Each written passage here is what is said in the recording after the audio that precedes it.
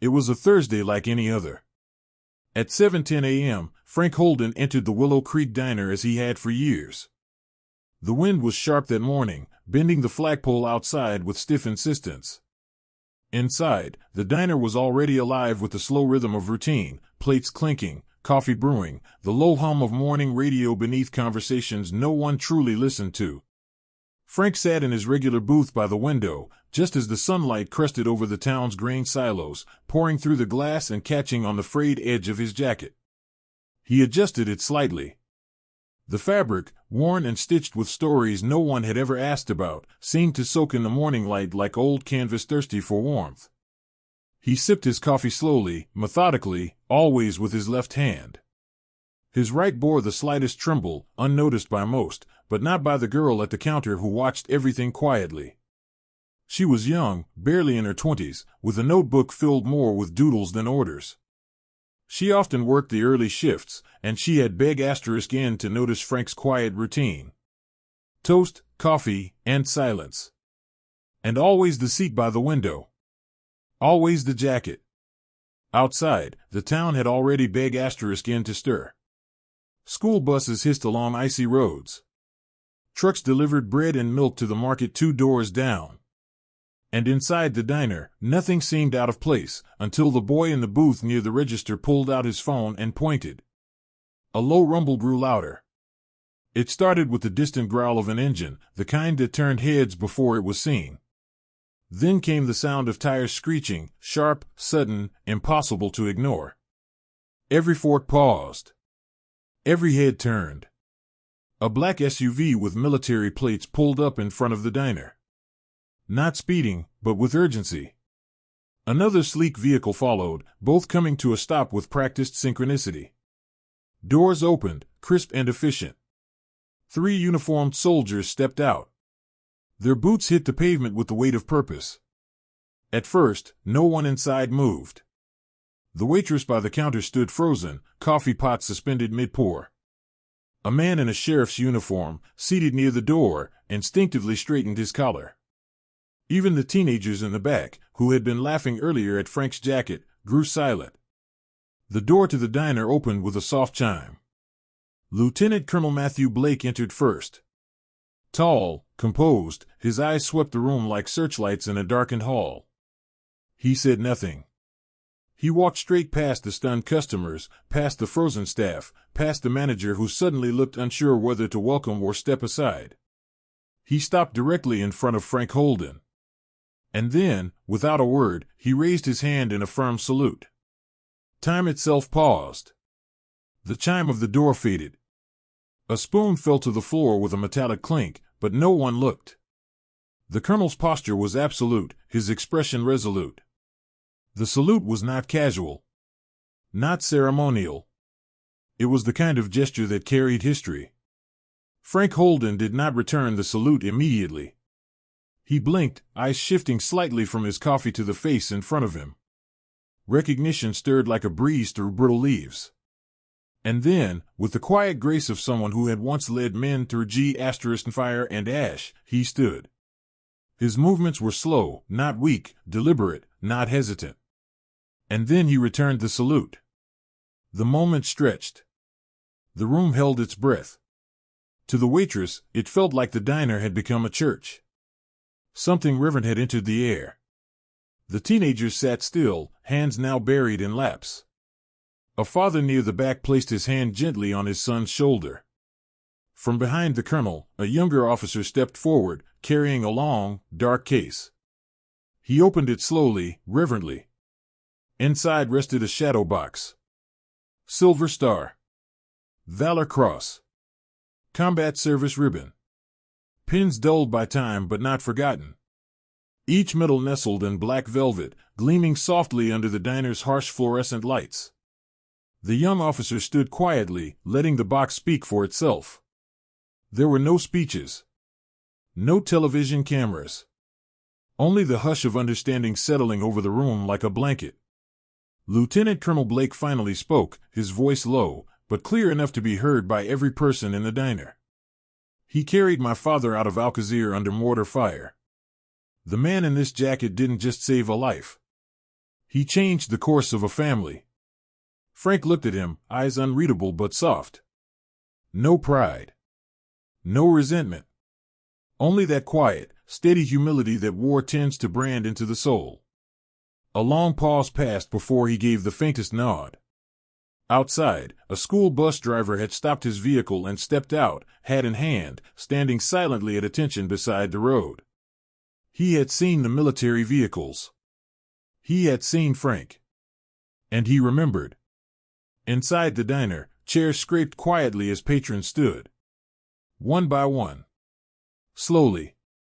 The girl behind the counter set the coffee pot down and wiped her hands on her apron before pressing them to her heart. Even the sheriff removed his hat, head bowed ever so slightly. No one had told them to stand. No one had asked. But they did it just the same. Because they understood now who Frank Holden was. Not the man in the ragged coat. Not the silent shadow in the corner booth.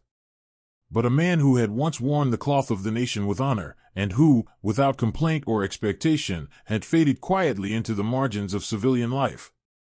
And in that still, breathless moment, those margins began to vanish. The silence after the salute lingered like fog, thick and unmoving.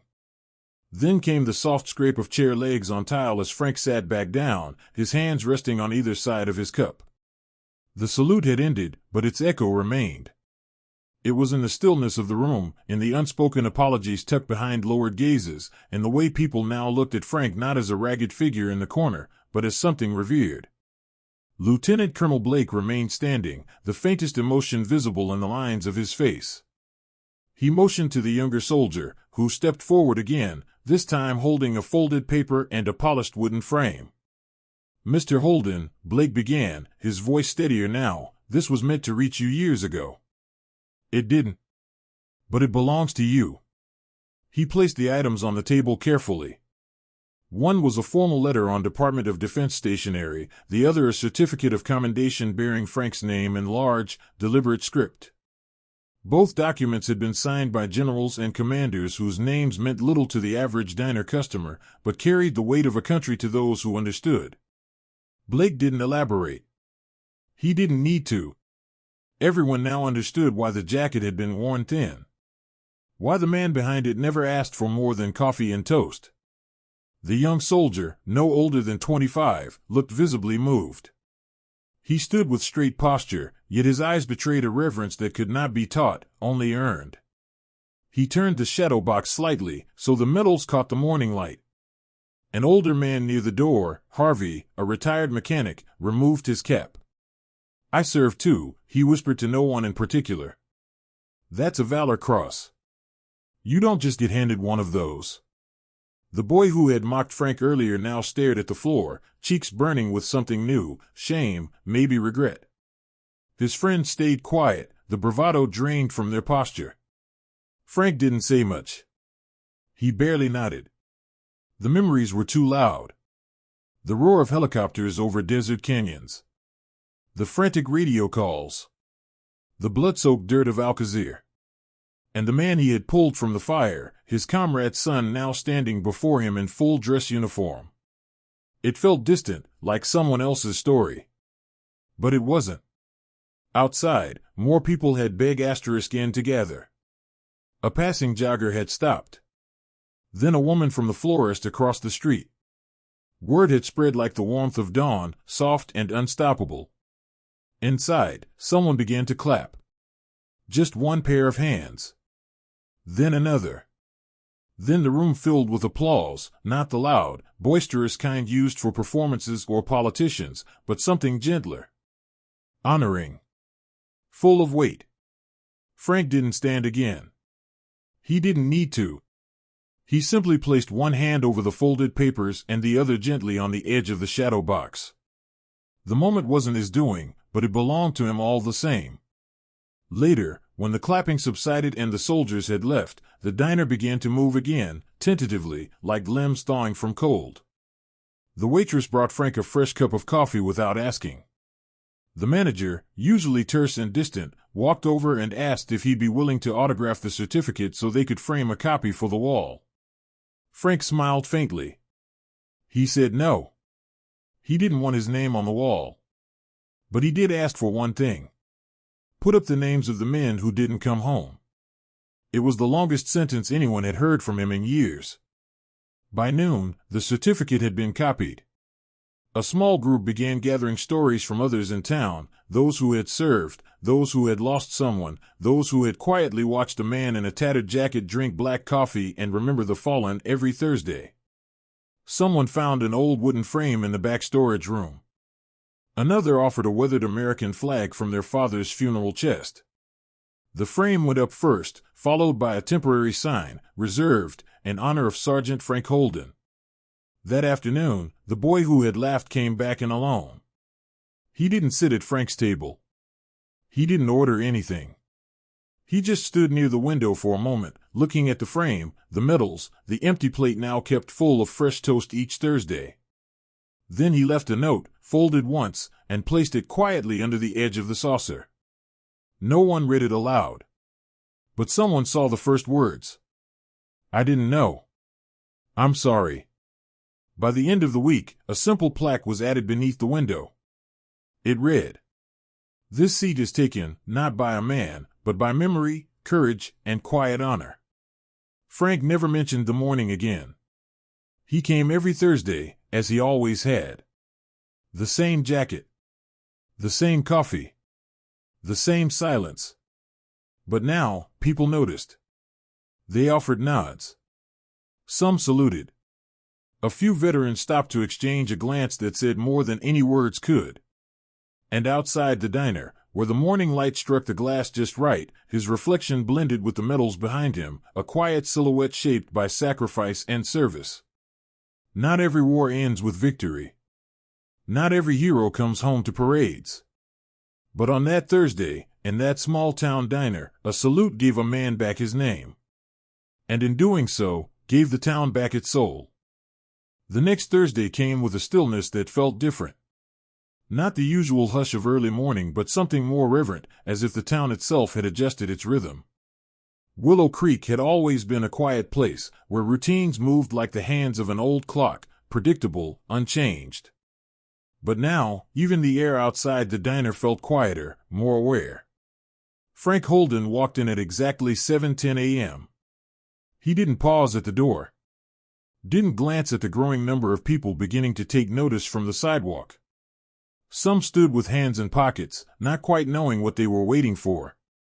Others held coffee cups and pretended not to watch. But they did. Inside, the diner had changed. The table by the window had been polished. A small arrangement of wildflowers sat at the center, white yarrow, pale asters, and a sprig of rosemary. A folded flag had been placed behind the salt shaker, and beneath it, a brass plaque affixed to the window frame now caught the light. Frank didn't react. He simply nodded at the young waitress and slid into his usual seat. His toast arrived before he asked. The coffee, fresh and dark, steamed gently beside his medals, which he had brought with him that morning, not for display, but for safekeeping. A leather pouch, softened by age, rested at his side, containing the shadow box and the commendation letter. He never opened it in public. That morning, a man in a dark blue suit entered shortly after Frank. He wasn't military, but his presence was no less official. He was from the Department of Veterans Affairs. A new clinic wing had just been completed in the neighboring county, and plans had been quietly made to name it in honor of Frank Holden, a request fast-tracked by Lieutenant Colonel Blake himself. The officer had submitted a personal account to the department, along with mission logs and letters from surviving members of the Alcazar unit. Within days, a decision had been made. No fanfare. No ribbon cutting. Just a name engraved in bronze. The man in the suit sat beside Frank for a few minutes. They exchanged few words. He handed Frank an envelope, a formal invitation to the dedication. Frank looked at it briefly, then tucked it into his jacket without a word. He would go. Not for himself. For the men whose names were not remembered. The ceremony took place 3 days later. A convoy of vehicles, mostly veterans and their families, traveled to the new VA clinic. The building wasn't large, but it was clean, modern, and filled with sunlight. At its entrance, beneath the American flag, a new sign was unveiled. Holden Hall, in honor of Sergeant Franklin J. Holden, 75th Ranger Regiment. Frank stood off to the side as the plaque was revealed. He wore his jacket, creased, faded, the lining still holding the patch sewn from a refugee's scarf 2 wars ago. Some of the children attending thought he was there just to watch. Until the speaker, Lieutenant Colonel Blake, turned to the crowd and raised his hand toward Frank. "That man," he said, "did not ask for this." He paused. He didn't ask for recognition. He didn't even ask for help. But he gave it when it mattered most. To my father. To my family. To his unit. And now, to us. Frank didn't step forward. He didn't speak. He simply raised his hand slightly in acknowledgement. It was enough. Back in Willow Creek, changes began to appear like quiet blossoms. At the diner, the plaque by his window became a kind of shrine.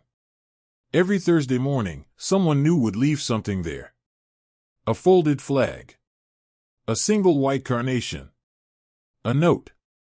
No one ever claimed to be the one who placed them, but the teenage girl with the ponytail, whose older brother was stationed in Qatar, was seen slipping in early before school. Soon, a second plaque joined the first. Smaller, etched in brass.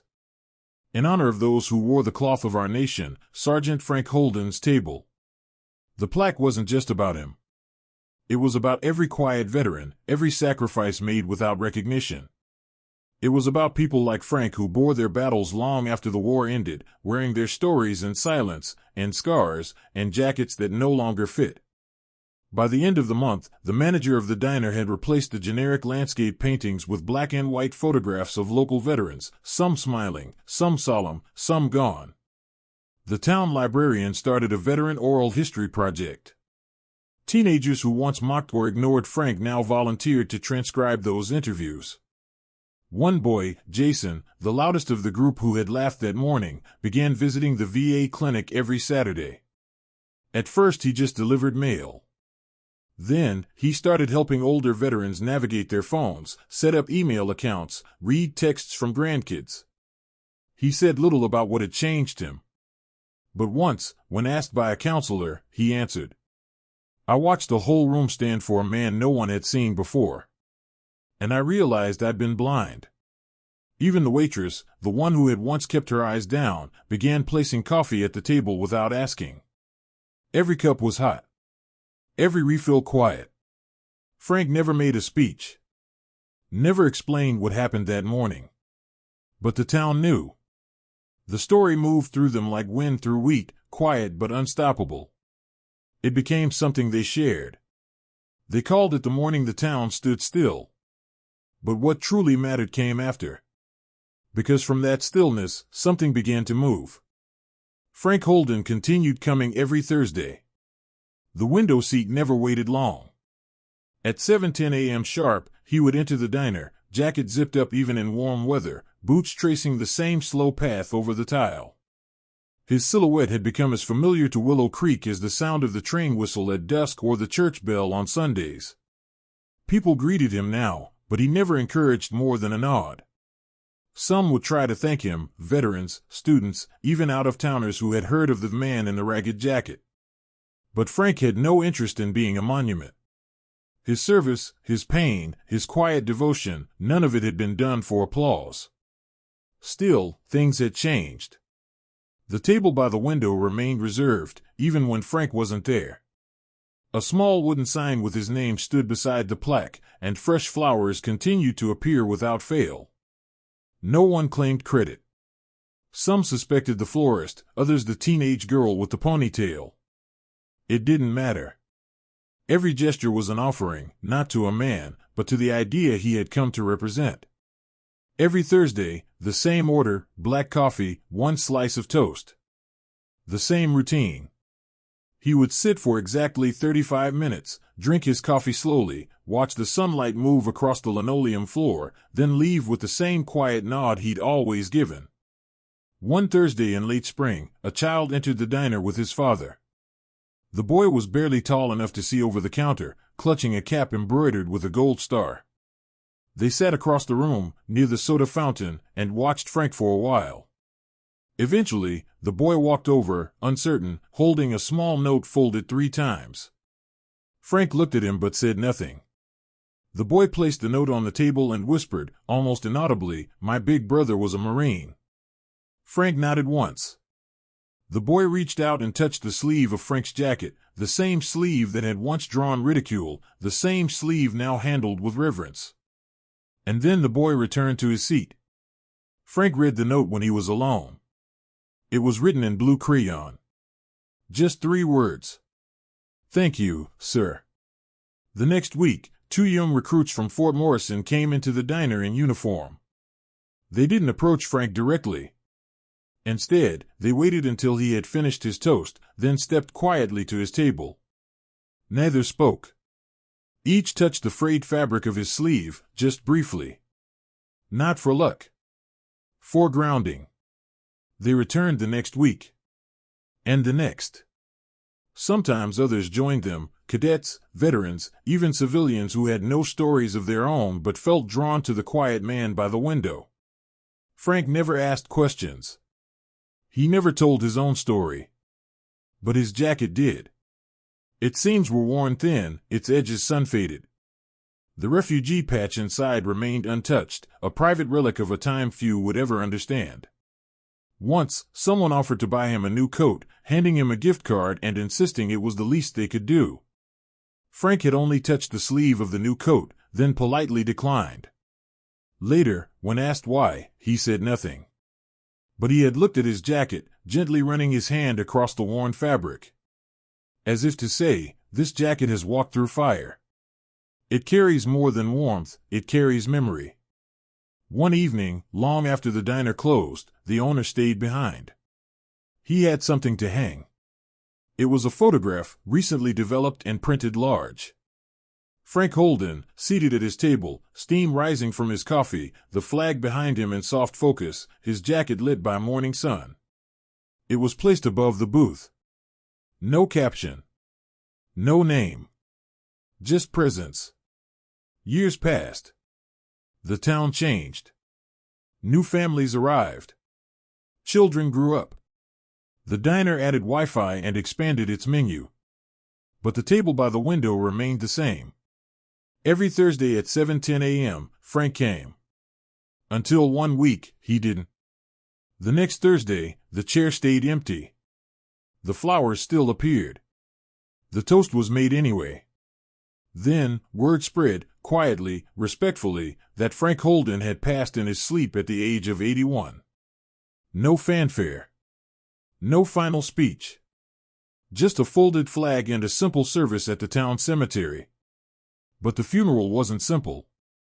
Hundreds came. Veterans from across the state. Officers. Recruits. People who had never met Frank but had touched the fabric of his jacket and felt something pass through them, something steady, something real. The waitress from the diner placed his medals beside his photo. The boy with the gold star cap, now a teenager, read the note he had written years ago. The girl with the ponytail, now in uniform herself, led the honor guard. As taps played, the town stood once more, just as they had that morning in the diner. And from the silence rose something stronger than applause. A remembering. In the diner, the table by the window remains untouched. The plaque still shines. The coffee cup sits beneath his photograph. And every Thursday, people still come. Not to talk. Not to perform. But to sit. To listen to the quiet. To be reminded that there once was a man who wore a ragged jacket and asked for nothing, but gave everything. And in doing so, reminded a town what dignity looks like when it's folded into the corners of routine, stitched into the fabric of a life, and lived quietly, without expectation.